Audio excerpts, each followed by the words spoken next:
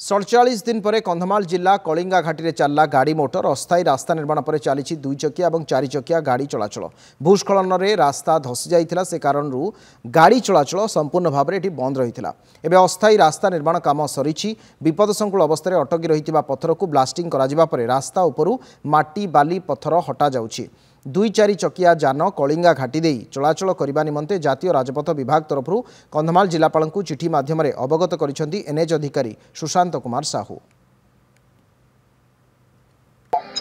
कंधमाल गंजाम संजोग करुथिबा राजरास्ता 157 राजरास्ताटी आपण मान देखि पारुथिबे।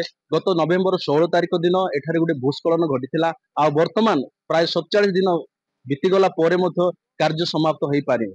आपण मान देखि पारुथिबे मो पछपटे एबे पर्यंत कार्य चालू रहिछि एवं गत संध्या ठारू किछि अल्प जान जोड़ा कि 2 चकिया 3 चकिया और 4 चकिया हालुका जान परीक्षा मूलक भाव छड़ा जाइथिला एवं आज मध्य केतोटी जान जीवा आसिबा करूछि किंतु भारी जान ए पर्यंत छड़ा जाय नाही जेहेतु ए पर्यंत आपण देखि पारथिबे मो पछपटे जहा कि एपटे गोटे गार्ड वाल रहिछि। एही गार्ड वाल की 4 फुट पर्यंत उठिबो आउ अपर पार्श्व गार्ड वाल जोटा कि 6 फुट पर्यंत उठिबो। आपण देखि पारथिबे गाड़ी ए पर्यंत हालुका जान एबे भी जीवा आसिबा करूछि आउ किंतु प्रशासन तरफ ए पर्यंत कौन प्रकार अनुमति दि जाए ना जीवा आसिबा करिया पाए किंतु परीक्षा मूलक भाव केतोटी जान जीवा आसिबा करूछि। आमे सुनिया पाउथिलु कर्तृपक्ष ठारू जे आसंता 4 रु 5 दिन मध्य एई गार्ड वाल कंप्लीट हला परे एपटे भारी जान मध्य छाड़ीबार व्यवस्था करिवे किंतु भविष्यत रे आगामी दिन मानकरे अल्प दिन पर एठी आपण देखि पारुथिबे एई जगह आरंभ करू से शेष पर्यंत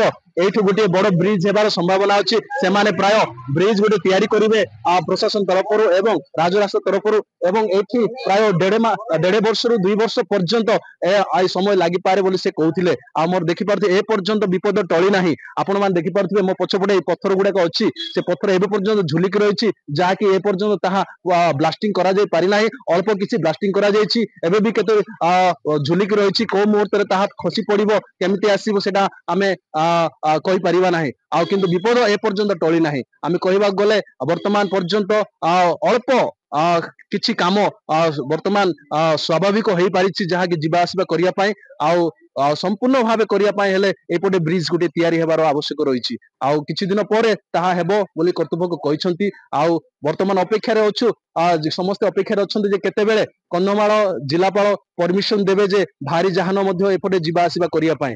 कंधमाल रो जीव देगिरो मनोज कुमार नायक नंदीगंज टीवी।